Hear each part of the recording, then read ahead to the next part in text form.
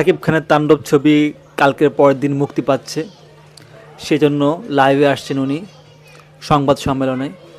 সেখানে দেখতেই পাচ্ছেন সাকিব খান আছে, নায়িকারা আছে, সঙ্গে আছে পরিচালক রায়হান রাফি এবং প্রডিউসার।